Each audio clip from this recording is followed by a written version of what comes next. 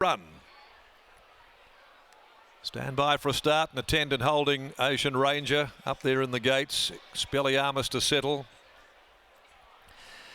Stalls have opened. They're off and they're racing. And wide out the grey. He's a Zeb and stablemate Machi and him. Both hightailing across the face of the field. They're going to settle 1 and 2 early.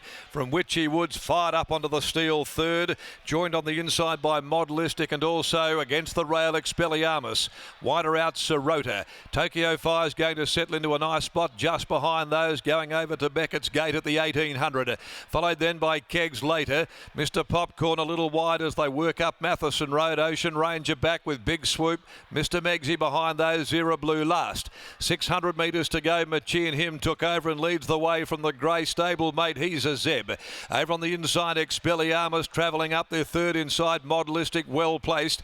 Outside of it though, as they work over towards the back of the course, is Witchy Woods. Behind those next of all is Sirota. Then Tokyo Fire, better than midfield, enjoying a good trip here in the middle stages of the race. A length away came the favourite KEGGS later. Then 2 lengths Ocean Ranger back on the inside next of all, being closely followed there by Mr. Popcorn. The last trio, Mr. Meggsy, back there on the inside with Big Swoop and Zero Blue, the tail ender, as they come down the riverside of the track and going to the 900. Machi and him leads the way. Machi and him a half a length. Over on the outside, it's stablemate the Pike pair 1 and 2. He's a Zeb second. Witchy Woods is tramped deep at the 800 right from the word go. Expelliarmus though has had a great run down on the inside from Modelistic. They're being closely followed over on the outside next of all by Sirota, who's on the move, sliding around them. KEGGS later trailing it back inside of those. Tokyo Fire in a bunching field, a length away behind them. Ocean Ranger, Mr. Popcorn, he called it a day very quickly. Mr. Meggsy, Big Swoop further back. Last of all, Zero Blue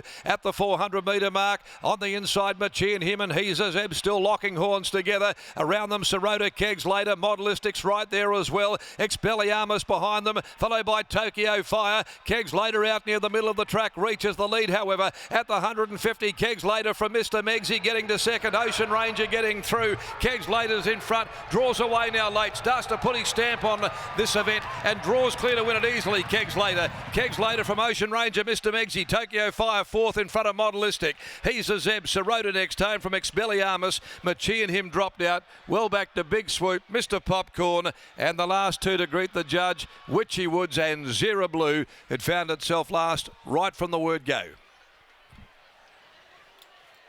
6 running away from them in the latter stages. An in-form KEGGS later.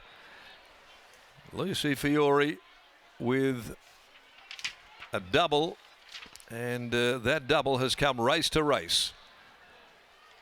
6 KEGGS later. Lucy Fiore for Ash Maley. Pick-up ride with Tash Faithful going to the Goldfields today with a big book there.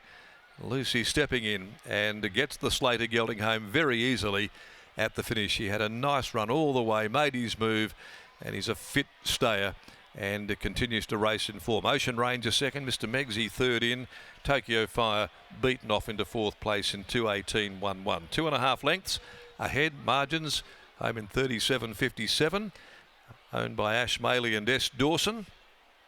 And he's now won his last 2. He's won 3 of his last 5 from 21 runs. KEGGS later in the Gin Yard of Ash Maley. A double for Lucy Fiore here this afternoon.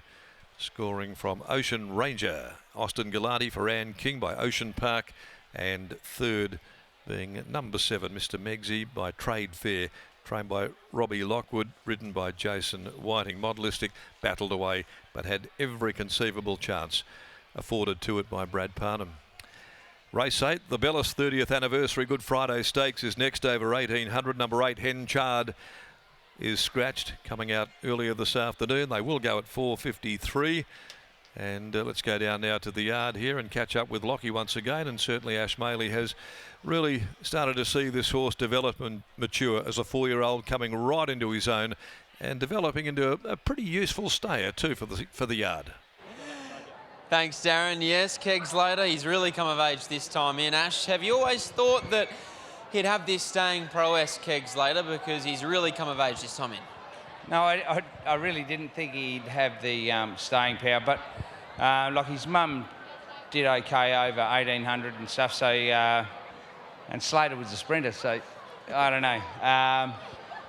you know, like he's, as I said in his last win, like, you know, he's a little bit of an emotional sort of horse because it was my first horse as a racehorse. It cost me $1,000 and went down to the pub and yeah, split it between three of us, and yeah, she was a good one for us. And this little fella looks like he's going to be just as good, or probably even better. Like looking forward, you'd sort of say he's probably grown a hand this prep, so he's only going to get better. And I think later on he's going to be a good sort of Saturday Stone sort of horse. Like he seems to stick with them fairly well and finishes off really well. He's not a very big horse, but he's certainly got a big ticker.